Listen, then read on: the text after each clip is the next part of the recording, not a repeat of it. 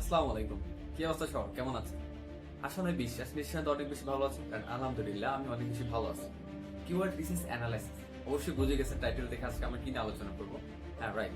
আজকে আমরা জানবো কিওয়ার্ড অ্যানালাইসিস এবং রিসার্চ এগুলো আসলে কি করে, কিভাবে করতে হয়, কেন করতে হয়, এবং এটা থেকে আমাদের বিজনেসের ক্ষেত্রে কতটুকু প্রয়োজনীয়তা, এবং এখান থেকে আমরা কিভাবে ইনকাম করতে পারি, আমাদের ইনকামের জন্য কতটুকু সহজ পথ করে দিতে পারি।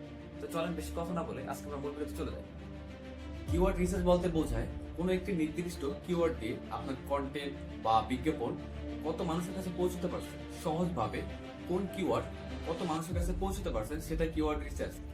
কিওয়ার্ড অ্যানালাইসিস হলো সার্চ করে বুঝে নেওয়া কোন কিওয়ার্ড বেশি ব্যবহৃত হয় বা প্রতিযোগিতা কেমন, সংক্ষেপে সিপিসি, কস্ট পার ক্লিক কত, এবং কোন কিওয়ার্ড আপনার কন্টেন্টকে র্যাঙ্ক করতে পারে।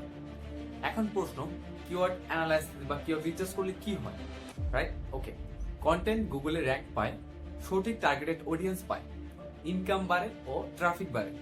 Google keyword planner, Ubersuggest, এসসিএমএস রাশের মতো আরো অনেক টুলস আছে যেগুলো ব্যবহার করে আমরা গুগল অ্যানালাইসিস বা গুগল কিওয়ার্ডের কাজ করতে পারি।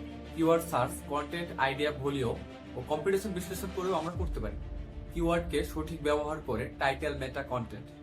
এখন লাস্ট প্রশ্ন, ভাই এখান থেকে আমাদের ইনকাম কেমন হবে?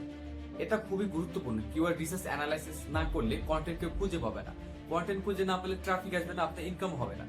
যদি আপনার কাছে ভিডিওটি ভালো লাগে অবশ্যই কমেন্ট করে জানাবেন, ইভেন আপনার যে বন্ধু বান্ধব আছে যাদের প্রয়োজন মনে করে তাদের কাছে শেয়ার করবেন। ওকে, সো নেক্সট আপডেট পেতে অবশ্যই ফলো করুন আমাকে।